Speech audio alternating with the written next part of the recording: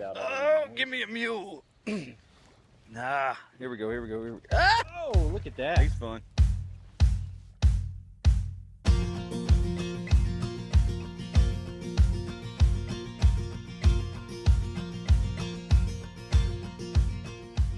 Guys, we are on the Caney Fork River today, and we're fishing one generator right now. So one of the techniques that's really successful here on the Caney is fishing the D2 jig on one unit or even 2 units. The Caney gets stocked with a lot of rainbows, browns, brooks, and cutthroat, but these rainbows have been in here a little bit longer. You can tell by their full fins. Beautiful, beautiful fish. So last summer I had the opportunity to fish with Weldon Aylard. Weldon used to guide here on the Caney Fork River back in the early 2000s, and he gives some great insight as to the history of this river and some of the things to remember. And I got another fish. Just parked over here on the Buffalo Valley side, and you've got parking for vehicles, and then you've got parking for trailers. The nice thing is they do have bathrooms, so it's a pretty good little place to park and start waiting. Now, you can walk down this boat ramp and fish right below the dam, but not a lot of people know this. This trail leads to some stairs that put you into the river, and you can come out a little bit further downriver, which is nice. Now the water up here is pretty cold. We would recommend wearing waders. However, if you are pretty tolerant to cold temperatures, then you can kind of do what I'm doing. I've just got my water shorts and chacos. The entire Caney Fork River is catch and keep. So there are 0 catch and release areas on this river. So I'm here at the steps, and this is the point that really opens up a lot of access for you if you're a wade fisherman and you're trying to wade up here at the dam of the Caney Fork River.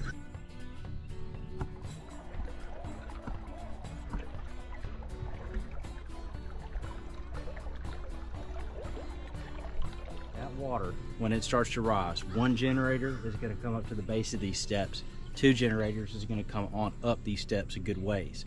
Remember, it's just fishing. It's really not worth the risk. So when you hear that horn go off, make sure you start heading back, especially if you've waded on downriver a good ways. Get to the proper side of the river as you make your way back. You really don't want to get stranded on the other side of the river. It's a big, big safety concern. All of this will be underwater in a matter of hours. So one of the easiest places to get to wade down here, so you can see the steps are right behind me, is just walk straight across the opposite bank, and if you look on the other side, there's a creek that runs in down below us. When that creek runs in and where this gentleman is fishing, it can be a very good spot to start by throwing a couple of casts.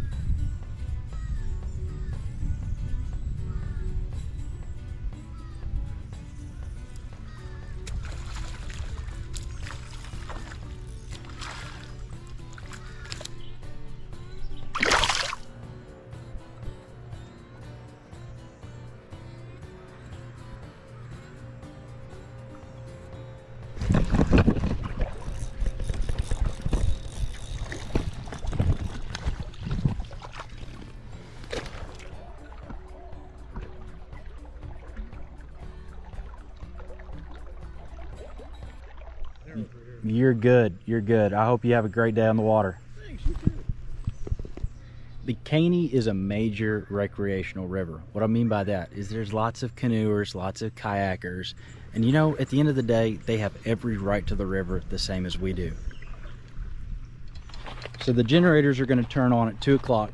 Weldon's going to meet me, and he's going to give you guys a little bit more information about the river and its history. He's somebody who used to guide on the river back in the 2000s, back in what some would call the heyday. So he's got some great stories, and he's a great resource, a good guy, and he's kind enough to meet us on the water. And we're gonna go fish one unit and show you what it looks like when the siren turns on. It's very, very important. The generation schedule scares a lot of people away from the Caney, but it's just a matter of understanding how it works and then using the necessary precautions. Just love coming to the Caney. It's a fishery that changes. Fishing it for quite a few years. I started fishing this in 2002, 2003, right around that area. So I guess 20 years. There's a lot of people that have got a lot more experience than I do, but just absolutely love this fishery. You know, I want to encourage people to do is just get out here and fish it. But yeah, we got trout out here. We've got sturgeon that come up from the Cumberland. And we got stripers up here. Love-hate relationship with them sometimes.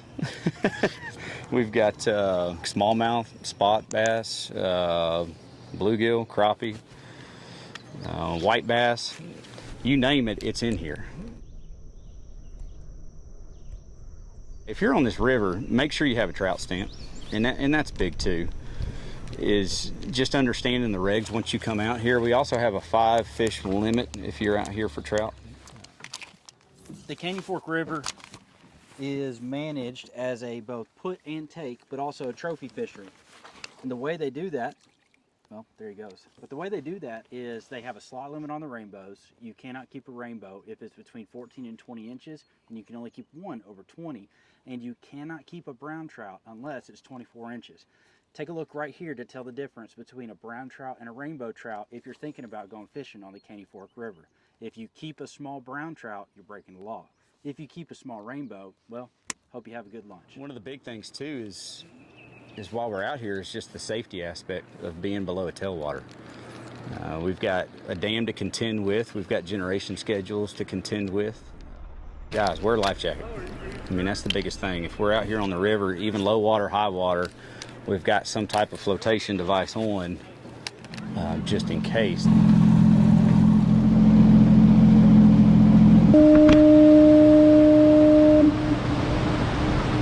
We're coming up here by the dam. You know, we're off to the side away from the wing wall where we're safe, but just wanted to come up here and let you hear the tone, let you hear the alarm that's going off.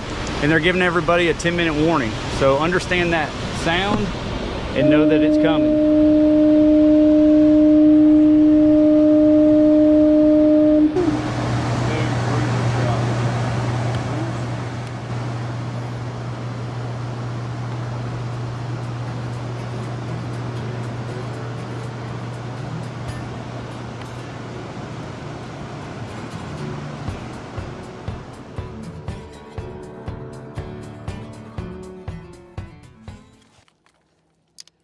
Day last year with Weldon was awesome. We had a great day on the water. We caught a lot of fish. And he saw the Caney back in the glory days, which for many people, they would consider that to be the 2000s and the 2010s, early 2010s. The Caney was definitely in the top 3 in terms of trout resources that were being utilized by Tennesseans. And it's declined over the last few years. And there's a lot of factors as to why that is. But the good news is that with the recent passage of minimum flow, that's something that was just publicized. I think it's April 28th is what today is, and they just now let it out a couple of days ago, that's something that they're going to move to. So the good news is that the Caney should be on the up and up, that they're working hard to revitalize this resource and make it something that's beneficial as Nashville's continue to grow and this area's continue to grow, that people can have a good trout water that's close by that you're going to be successful on. And I would say that's been true for today, and especially as we go forward, is that when you spend some time on the Caney, take the time to figure it out, you're going to be successful, just like this fish we've got right here. I'm going to take off spot lock. This looks like maybe a decent rainbow. We'll look. Yeah.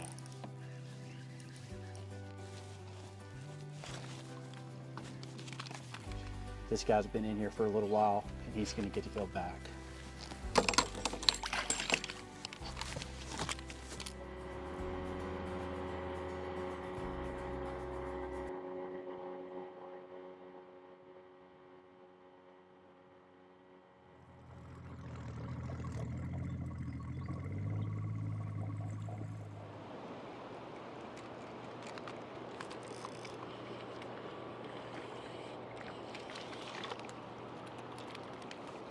So one of the things about the Caney is you never really know what you're going to catch.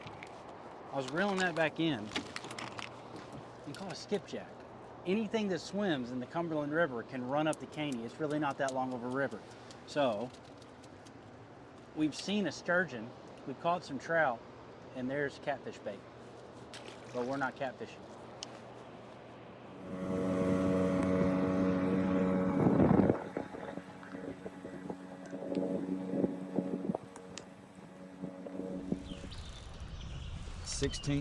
Oh my goodness. Smallie. It's a smallmouth. Check this baby out. Anytime you come to the Caney, you have no clue what you have the opportunity to catch sometimes. And we thought, of course, we got a brown fish here, smallmouth, but I thought I had a brown trout on, using a 16th ounce white and chartreuse D2. But pretty cool to come trout fishing and have this as a bonus. We're gonna put this guy back and keep going.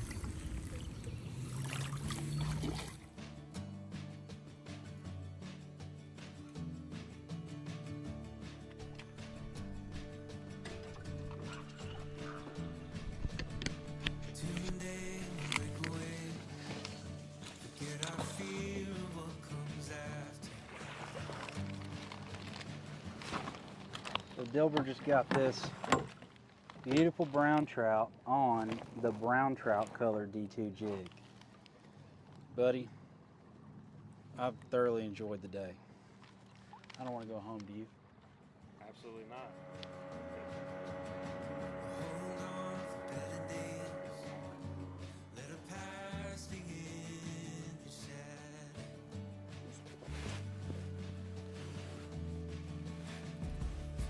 Oh, give me a mule.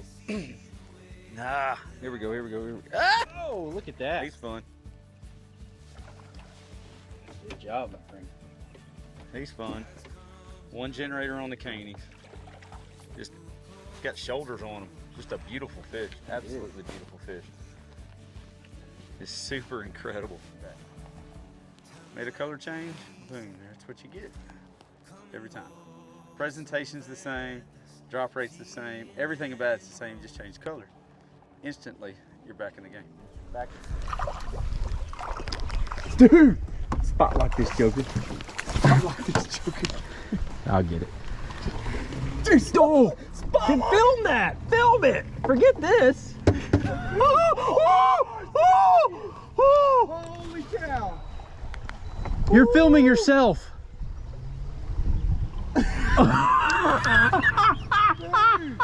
That's a mule. Oh my goodness, welded.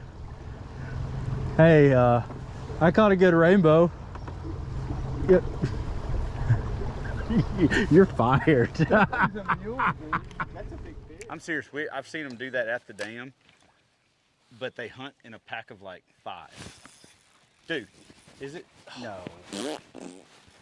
It's still a good fish, but Yeah. it ain't the one that was eating shad earlier. What a letdown. Golly. I am grateful. It's a beautiful brown.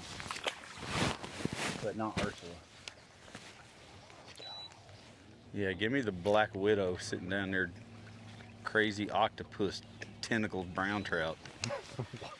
That's Ursula, That man. escalated quickly. Octopus tentacles? Octopus tentacles. She's a mean old bird. Going on my GoPro. Oh! Oh! Hit it!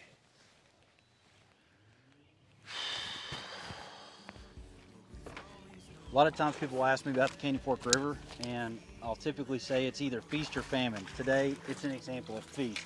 We've had a tremendous day catching a lot of these really, really fat rainbows. We haven't struck any really big browns yet, but we're catching a lot that size. And remember, that's in the slot limit. You can't keep that fish. If you want to come out here, you're not always going to catch every single fish just like that, but magical days do happen the more time you spend on the water. Just do it, dude. Just. What are you afraid of? Dude, that one did the same. That's a brown. There's a brown. He did the same exact thing as the last one. Same exact thing as the last one. Look at his belly. Dude, Look at his belly. I'm telling you, they're eating good. pounding shad all winter long. Just eating it up.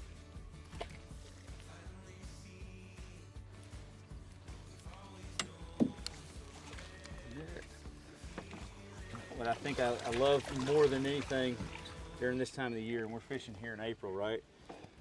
Is the opportunity to come down here and catch some of these fish that have just been absolutely smoking these shad that are coming through the dam.